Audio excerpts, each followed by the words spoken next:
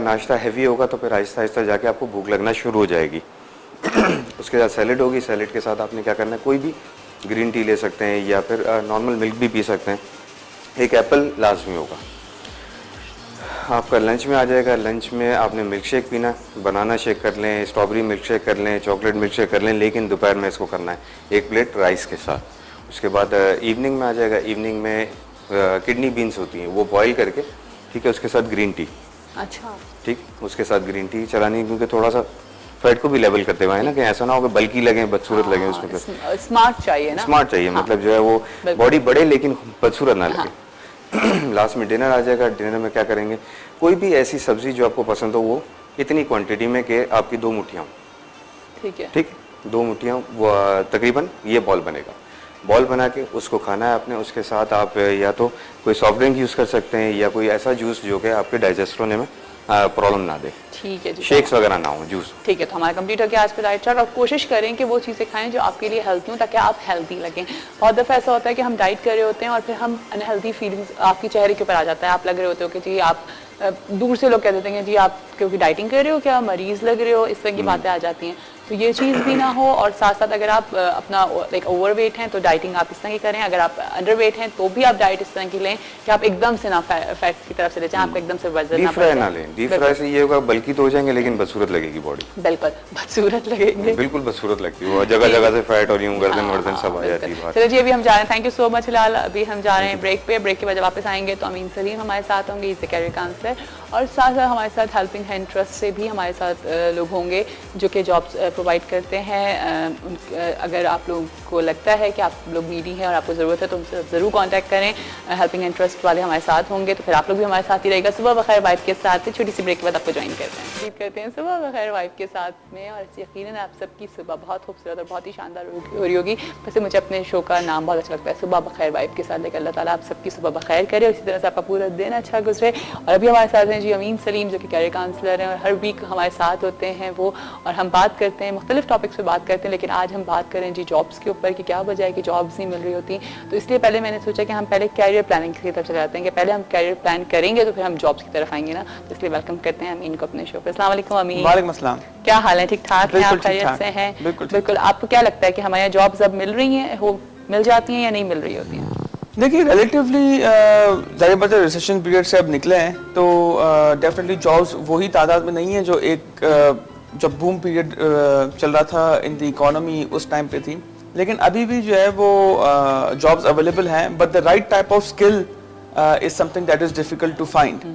तो अगर आपके पास स्किल सेट है तो फिर there is no way. Skill तो उसी वक्त होगी ना जब आपने पहले से अपने फ्यूचर को प्लान कर लिया होगा और आपको पता होगा, फोकस होंगे उस तरफ, तो जाहिर है फिर आपके अंदर स्किल्स भी उस चीज की आ ही जाती हैं। एब्सोल्युटली, है ना। तो फिर हम इसी से स्टार्ट करते हैं, अपने कैरियर प्लानिंग की तरफ आ जाते हैं कि किस तरह से हमें अपने कैरियर को प्लान करना चाहिए, किस एज में हमें प्लान कर लेना चाहिए ताकि आगे जाके हमें प्रॉब्लम ना आए। क्योंकि अब इतना टफ कंपटीशन है कि एक एक दिन भी अगर आपका निकल रहा है तो समझिए वो जाया हो रहा है। बिल्कुल। तो बहुत इंपॉर्टेंट है आपका एक एक टाइम, एक एक मिनट।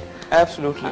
उसमें यह है कि करिए जब आप प्लान राइट, अगर आप स्टूडेंट हैं और आप लकी हैं कि आप इतने फॉर्चुनेट हैं कि आपको एजुकेशन मिल रही है मैट्रिक में, इंटर में और आगे यूनिवर्सिटी लेवल तक, तो यू मस्ट प्लान अर्लियर। अब हर चीज़ जो है वो लोग जल्दी प्लान करें, तो आप क्लास 8 में अपनी प्लानिंग स्टार्ट करें जब आपको क्लास 9 में फर्स्ट टाइम अपना सब्जेक्ट ऑप्शन चूज़ करना होता है कि आपने साइंस लेना है, कॉमर्स लेना है। मोस्टली पेरेंट्स जो है वो अपने बच्चों से कहते हैं कि अभी तो फिर आप साइंस लेना है, मैट्रिक के बाद देखी जाएगी कि आपने क्या करना है। हमारी ये कॉन्सेप्ट है कि हम लोग कहते हैं यार चलो मैट्रिक के बाद या ओ लेवल्स के बाद आप देखना कि आपको किस लाइन पे जाना है। लेकिन कुछ स्टूडेंट्स मेरे पास करियर काउंसलिंग के लिए आते हैं, उसमें जाकर कुछ स्टूडेंट है मैंने देखा कि बायोलॉजी बिल्कुल भी पसंद नहीं फॉर एग्जांपल, और आगे जाके जो बायोलॉजी से रिलेटेड कोई चीज़ नहीं लेनी है, राइट, और इंजीनियरिंग भी रेडार के अंदर नहीं है, तो देयर इज नो पॉइंट कि आप जो है वो साइंस में जाएं, अपना मोरल भी डाउन करें, आपके नंबर भी कम आए, बताने को तो आप साइंस कर रहे हैं लेकिन आपको बिल्कुल भी मजा नहीं आ रहा, बायोलॉजी या फिजिक्स बिल्कुल पसंद नहीं आ रहा, केमिस्ट्री बिल्कुल सही नहीं लग रहा,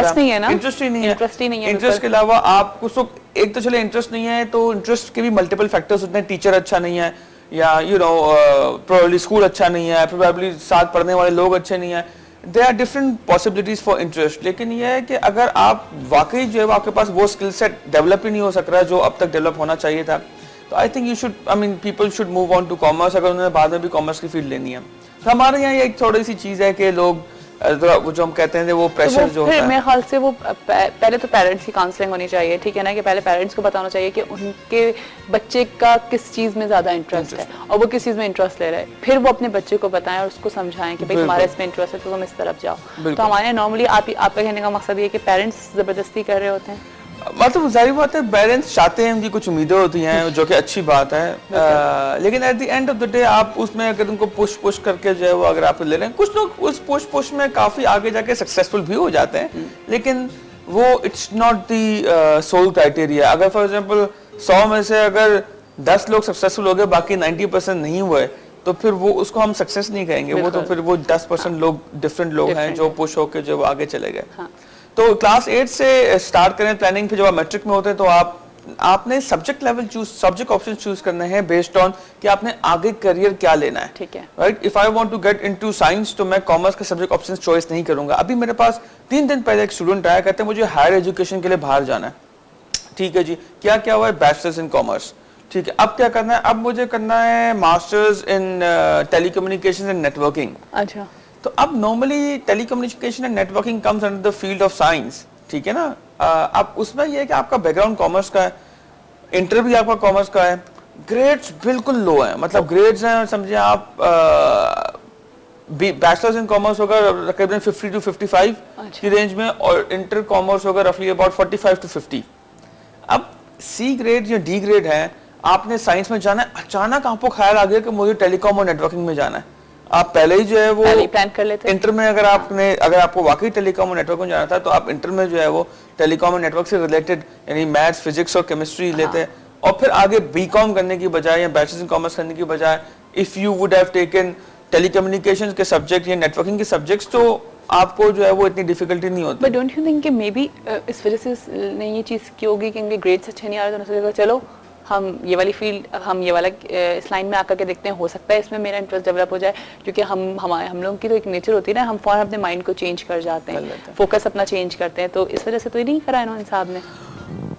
मेरी इस पे इन डिटेल तो डिस्कशन नहीं हुई because he wanted to just go and study abroad, तो उस हवाले से वी डू करियर काउंसलिंग, लेकिन उसका बस ये था कि जी टेलीकॉम और नेटवर्किंग में मैंने जाना है, तो सीम स्ट्रेंज और वो जाना है तो मुझे जाना है, तो जी आपने तो जो है वो बीकॉम किया हुआ है, फिर कॉमर्स भी किया हुआ है, अब आपको थोड़ा सा लॉन्गर रूट लेना होगा, आपने डिप्लोमा करना पड़ेगा and then you might have to actually move forward. तो ये एक थोड़ा सा जो है वो ड्रॉबैक है। अब ज़ाहिर बात है किसी इंडिविजुअल ने, मैं नहीं कह रहा कि उससे कॉमर्स में इतने कम ग्रेड्स हैं, अगर इंटरमीडिएट में उसका डी ग्रेड है 45-46% है, तो साइंस में रिलेटिवली परफॉर्म करना विल बी डिफिकल्ट, लेकिन हम ये कोई हतमी नहीं कर सकते कि जो शख्स कॉमर्स में सही परफॉर्म नहीं कर रहा वो साइंस में भी परफॉर्म नहीं करेगा, लेकिन रिलेटिवली जो है वो अगर कॉमर्स के सब्जेक्ट्स में अगर परफॉर्म नहीं कर पा रहा तो रिलेटिवली चांसेस है कि हमारे यहाँ तो एक ट्रेंड है ना कि साइंस में जिसके नंबर अच्छे नहीं आए उसको हम कहाँ डाल देते हैं, हाँ, कॉमर्स के अंदर, ठीक है। अब एक इंडिविजुअल कॉमर्स में परफॉर्म नहीं कर रहा तो आप उसे कहाँ डालेंगे?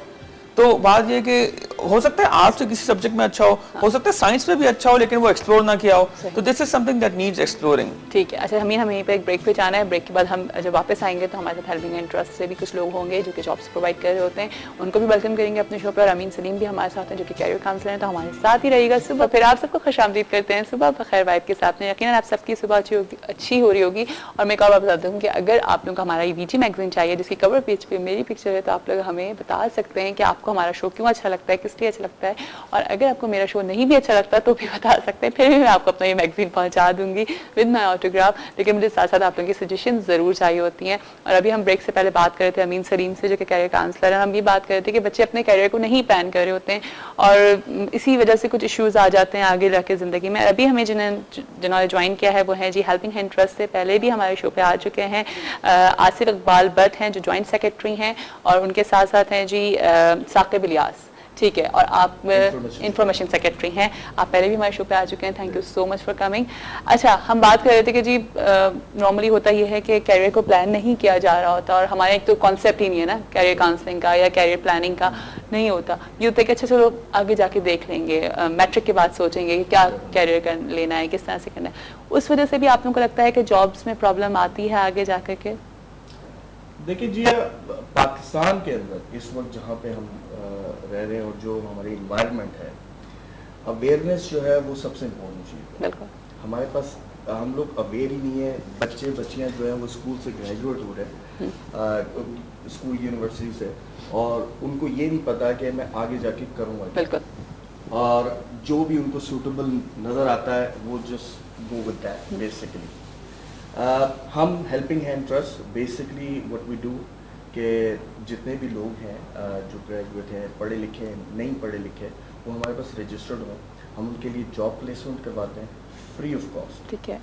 उनको गाइड करते हैं कि लेट्स से कि एक आदमी है, उसने XYZ फील्ड के अंदर काम किया, तो उसके लिए जो बेस्ट सूटेबल जॉब्स होंगी वो XYZ हैं, ये है, वो जो भी है, वो उसके अंदर उनको गाइड करते हैं। जिस किस्म की भी उनको हेल्प की ज़रूरत है हम उनको प्रोवाइड करते हैं free of cost of course. ठीक है, तो लाइक आप लोग इस तरह से प्रोवाइड करते हैं, लेकिन आप लोगों को लगता है कि बहुत दफ़ा जो मेरा जो सवाल था वो ये है कि आप लोगों को लगता है कि बच्चों के अंदर या जब आप लोग के पास जब आते होंगे जॉब्स, जब CV आता होगा, तो आपको लगता है कि उनके कैरियर्स चेंज हुए हैं, मैट्रिक उन्होंने किसी और सब्जेक्ट से किया, इंटर उन्होंने किसी और सब्जेक्ट से किया, तो वो डिफिकल्टीज में आता है आगे जाकर के? डेफिनेटली। जब आप लोग जॉब्स के लिए भेजते हैं CV, तो वहाँ पर भी ये प्रॉब्लम बन जाती है। ऑफ कोर्स ये असल में जो अवेयरनेस की मैं बात कर रहा था कि वो शुरू होते हैं, अब उनके जितने भी दोस्त यार हैं वो कह रहे हैं कि ओके लेट्स डू दिस और लेट्स डू दैट, और वो जस्ट उससे स्विच बैक एंड फोर्थ करते हैं। तो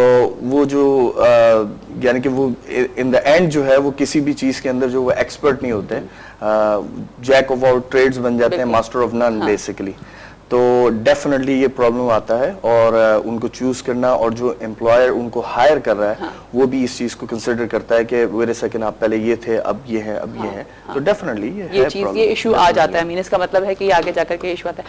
फिर क्या करें, किस तरह से अपने कैरियर को प्लान करें और किन किन चीज़ों को सोचें? बहुत दफ़ा ये बात की, लेकिन आज फिर से इस टॉपिक को डिस्कस कर रहे हैं, तो चाहूँगी। देखिए अब यह है कि एक स्टूडेंट है, अगर उसने फॉर एग्जांपल मैट्रिक किसी चीज़ में किया, इंटर किसी में किया, और बैचलर्स किसी थर्ड चीज़ में कर रहा है, अब जाहिर बात है वो अगर हमारे पास आ रहा है तो हम उसको जाहिर बात है बैक इन टाइम दोबारा तो लेके नहीं जा सकते। अब ये है कि we actually try to develop transferable skills, जिसकी हम बात करते हैं, और इनके केस में भी होगा कि यू नीड टू डेवलप दो skills which actually makes you employable. ठीक है, तो वो क्या क्या स्किल्स हैं जो एम्प्लॉयर देख रहा होता है अपार्ट फ्रॉम योर डिग्री? देखिए जो आपके पास डिग्री है, जो आपने कोर्स में पढ़ा है, वो तो हर इंस्टीट्यूट पूरे पाकिस्तान में पढ़ा रहा है। ठीक है, वो उसकी नॉलेज तो आपके पास है ही है, वो तो इंटरव्यू में जब वो कोर सब्जेक्ट आपका जब उस इंटरव्यू करेगा तो वो हो जाएगा, लेकिन वो subject knowledge is not the end. आपके पास सॉफ्ट स्किल्स होनी चाहिए, आपके पास एम्प्लॉयबल स्किल्स होनी चाहिए। वो स्किल्स कैसे आती हैं, किस तरह से आएंगी वो स्किल्स? वो skills you have to train people on that. ठीक है ना, आपके पास जैसा ये बात कर रहे हैं कि हम जो भी बात कर रहे थे, एक तो ये है कि इसमें टीम वर्किंग स्किल्स हैं। जरा पता है किसी भी ऑर्गेनाइजेशन में आप जा रहे हैं, you have to work in a team. अकेले आपने काम नहीं करना होता है। अब वो टीम वर्किंग में नॉर्मली अगर आप straight through out the career पढ़ते हुए आ रहे हो, तो नॉर्मली अपार्ट फ्रॉम कि आपने ग्रुप असाइनमेंट्स और ये सारी चीजें बनाई है, अगर आपने किसी एक्टिविटीज में, किसी ऑर्गेनाइजेशन में, आपकी जैसे सोसाइटीज होती हैं यूनिवर्सिटीज की या क्लब्स होती हैं डिफरेंट प्राइवेट स्कूल्स के अंदर या यूनिवर्सिटीज या कॉलेजेस में, तो अगर आपने उससे पार्टिसिपेट नहीं किया हुआ तो प्रोबेबिलिटी है ये वॉलंटरी वर्किंग के प्रॉब्लम आ सकता है, वो प्रॉब्लम आ सकता है। अच्छा जी, एक कॉलर है, देखते हैं कौन है हमारे साथ। अस्सलाम वालेकुम। अस्सलाम वालेकुम। सुबह बखैर। सुबह बखैर। कैसी हैं आप? बिल्कुल ठीक ठाक, आप कैसी हैं? मैं भी बिल्कुल ठीक हूँ। क्या कहेंगी? बस सुबह से लाइट नहीं थी, बस लाइट आई है तो मैंने आपको कॉल लगाई है। अच्छा चले, थैंक यू सो मच। हमारा शो देख रही हैं आप? जी मैं देख रही हूँ। ठीक है, तो क्या कहना चाहेंगी? गेस्ट से कोई बात करना चाह रही हैं आप? आवाज नहीं सही आ रही है। मैं कह रही हूँ आप गेस्ट से कोई बात करना चाह रही हैं? जी मैं बस आपकी गेस्ट बहुत अच्छी है, मैं इनकी सुन रही हूँ बात। हाँ, बस जो मैंने नए सेगमेंट वो आपने जरूर स्टार्ट करने हैं। क्या करना है? तो मैंने नए सेगमेंट की फरमाइश किया ना, वो पूरा बिल्कुल जरूर, वो मैंने उसका स्टार्ट कर दिया, आप बेफिक्र रहिए। ठीक है, जरूर आप इंशाल्लाह कमिंग मिल जाएगा ना मुझे? सॉरी, मुझे जो आप रिसाला है वो मिल जाएगा? हाँ, रिसाला आपको, मैगजीन आपको जरूर मिलेगा, आप बेफिक्र रहिए, आपको पहुंच जाएगा। अपना बहुत सारा ख्याल रखेगा। एक्चुअली इतनी सीरियस बात हो रही होती है ना, तो वो उसमें फिर एकदम से मैं वो अजीब सी हो जाती है। अच्छा आसिफ, मुझे एक बात बताइए कि जब जॉब्स के लिए आप लोग CV भेजते हैं तो वहाँ पे एक प्रॉब्लम आती है कि जी एक्सपीरियंस लोगों को मांगा जाता है, तो फिर आप लोग किस तरह से श्योरिटी देते हैं अपने क्लाइंट को कि जी हम आपको जॉब्स दिलवा देंगे, क्योंकि जो ऑर्गेनाइजेशन होती है वो तो एक्सपीरियंस लोगों को मांग रही होती है, तो फिर किस तरह से आप लोग डील करते हैं इस चीज़ को? बेसिकली जी होता ये है कि जब हमारे पास सीवीज के लिए आते हैं लोग कैंडिडेट्स, जब उनकी रिक्वायरमेंट होती है, फर्स्ट ऑफ ऑल तो हमारे पास सीवीज फिल्टर्ड होती है।